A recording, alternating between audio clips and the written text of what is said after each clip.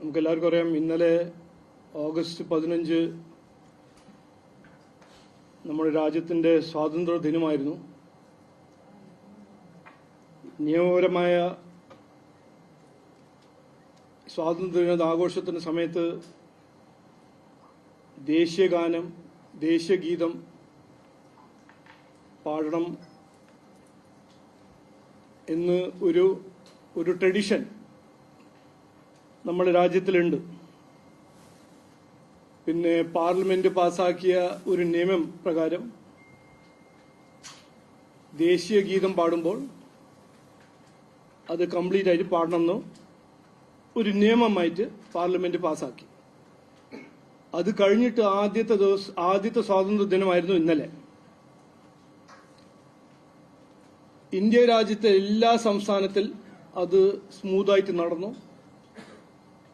എല്ലായിടത്തും ഫ്ലാഗ് ഹോയിസ്റ്റിങ്ങും ദേശീയഗീതവും ദേശീയഗാനം അത് ഏത് സർക്കാരാണെങ്കിലും എവിടെയാണെങ്കിലും അത് പാടി. ജമ്മു കശ്മീർ, ഹിമാചൽ പ്രദേശ്, ഉത്തർപ്രദേശ്, ഉത്തരാഖണ്ഡ്, തെലങ്കാന, കർണാടക, ആന്ധ്രാപ്രദേശ്, തമിഴ്നാട് എല്ലാ സംസ്ഥാനത്തിലും സ്വാതന്ത്ര്യദിനം ഇന്നലെ അവിടുത്തെ സർക്കാരും അവിടുത്തെ ജനങ്ങൾ സെലിബ്രേറ്റ് ചെയ്തു.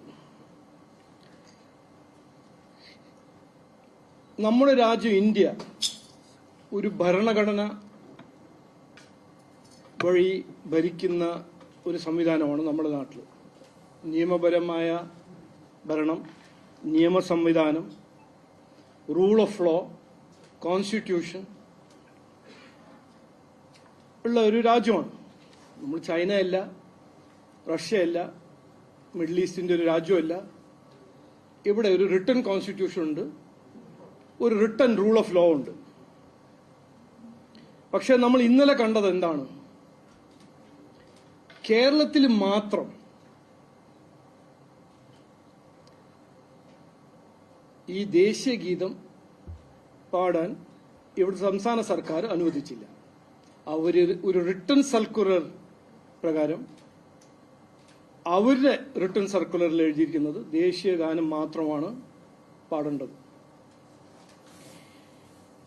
ഇത് ചെയ്യുന്ന മുഖ്യമന്ത്രി ഭരണഘടനയുടെ ഭരണഘടനമേൽ വെച്ച് പ്രതിജ്ഞ എടുത്തതാണ്. റൂൾ ഓഫ് ലോ പാലിക്കും, ഭരണഘടനയെ ലംഘിക്കില്ല, പാലിക്കും എന്ന് പ്രതിജ്ഞ എടുത്ത വ്യക്തിയാണ് ഇന്ന് ഈ സംസ്ഥാനത്തിന്റെ മുഖ്യമന്ത്രി. അപ്പോൾ ഇതിനെക്കുറിച്ച് രണ്ട് കാര്യങ്ങൾ ഇന്ന് ഞങ്ങൾ കൃത്യമായി BJP പറയാൻ ആഗ്രഹിക്കുന്നു. ഞങ്ങളുടെ നിലപാട് ഇതിനെക്കുറിച്ച് എന്താണെന്ന് ഞാൻ ജനങ്ങളുടെ മുമ്പിൽ വയ്ക്കാൻ ആഗ്രഹിക്കുന്നു. ഒന്ന്, ഇതിലൊരു സംശയമില്ല, ഈ സർക്കാർ, VD സതീശൻ നയിക്കുന്ന ഈ സർക്കാർ രാജ്യത്തിന്റെ നിയമങ്ങൾ പാലിച്ചിട്ടില്ല, നിയമങ്ങളെ ലംഘിച്ചു. ഇത് ഈ നാട്ടിൽ, ഈ രാജ്യത്തിൽ ഏത് നിയമങ്ങൾ പാലിക്കാൻ താല്പര്യമില്ല, അത് തീരുമാനിക്കാൻ ആർക്കും അനുവാദമില്ല. നിയമങ്ങൾ പാലിക്കണം, നിയമങ്ങൾ ലംഘിച്ചാൽ അതിന്റെ കോൺസിക്വൻസസ് ഉണ്ടാവും എന്ന് ഇന്ന് ഞങ്ങൾ പറയാൻ ആഗ്രഹിക്കുന്നു. അതിൽ ഒരു സംശയം ഉണ്ടാവാൻ പാടില്ല. എന്തായിരിക്കും കോൺസിക്വൻസസ്? അത് ലീഗലായിരിക്കോ, പൊളിറ്റിക്കലായിരിക്കോ, ലീഗലും പൊളിറ്റിക്കലായിരിക്കോ? ഇതെല്ലാം വരാൻ പോകുന്ന ദിവസങ്ങൾ ഞങ്ങൾ അതെല്ലാം ജനങ്ങളുടെ മുമ്പിൽ ഞങ്ങൾ മുമ്പോട്ട് അവതരിപ്പിക്കും. പക്ഷേ ചെയ്തത് ഇതിലാർക്കും ഒരു സംശയം ഉണ്ടാകാൻ പാടില്ല. റൂൾ ഓഫ് ലോയിൽ വിശ്വസിക്കുന്ന ആരാണെങ്കിലും, ഭരണഘടനയിൽ വിശ്വസിക്കുന്ന ആരാണെങ്കിലും എല്ലാവർക്കും ഒരു സംശയവും ഉണ്ടാവാൻ പാടില്ല. ഇന്നലെ ഭരണഘടനയെയും ലംഘിച്ചു, നിയമ സംവിധാനത്തിനെയും ഈ സർക്കാർ മനഃപൂർവ്വം ലംഘിച്ചു. രണ്ടാമത്തെ കാര്യം, ഇത് കർണാടകയിൽ കോൺഗ്രസ് സർക്കാർ ദേശീയ ഗീതം പാടുമ്പോൾ, തെലങ്കാനയിൽ കോൺഗ്രസ് സർക്കാർ ദേശീയ ഗീതം പാടുമ്പോൾ, ഹിമാചൽ പ്രദേശിൽ BJP അല്ലാത്ത കോൺഗ്രസ് സർക്കാർ ദേശീയ ഗീതം പാടുമ്പോൾ, ജമ്മു ആൻഡ് കശ്മീർ ഒരു മുസ്ലിം മെജോറിറ്റി സ്റ്റേറ്റിൽ ദേശീയഗീതം പാടുമ്പോൾ എന്തുകൊണ്ട് കേരളത്തിൽ മാത്രം, എന്ത് കാരണവശാലാണ് ഈ കേരളത്തിൽ മാത്രം ഇത് നടക്കുന്നത്?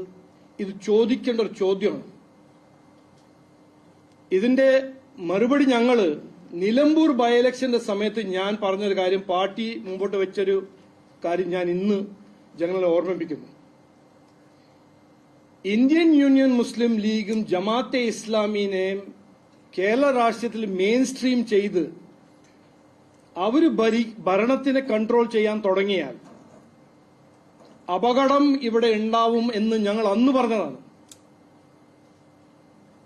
80 കൊല്ലം മുമ്പേ ഈ ഇന്ത്യനെ പാർട്ടിഷൻ ചെയ്തത് ഇന്ത്യൻ മുസ്ലിം ലീഗും അത് നയിക്കുന്ന ജിന്നയായിരുന്നു. ഇന്ന് മറ്റൊരു സംസ്ഥാനത്തിൽ ഒരു വിഷയമില്ല, പ്രശ്നമില്ല. പക്ഷെ ഇവിടെ മാത്രം ഈ പ്രശ്നമുണ്ട്. എന്താണ് അതിന്റെ കാരണം? ഇന്ത്യൻ യൂണിയൻ മുസ്ലിം ലീഗും ജമാഅത്തെ ഇസ്ലാമിയും കൺട്രോൾ ചെയ്യുന്ന VD സതീശന്റെ സർക്കാർ. ഞാനിത് ഒരു രാഷ്ട്രീയത്തിന് വേണ്ടിയിട്ടോ ഒരു വിവാദം സൃഷ്ടിക്കാനല്ല പറഞ്ഞത്. ഏറെ ഉത്തരവാദിത്വം കൊണ്ടും റെസ്പോൺസിബിലിറ്റി പറയുന്നതാണ്.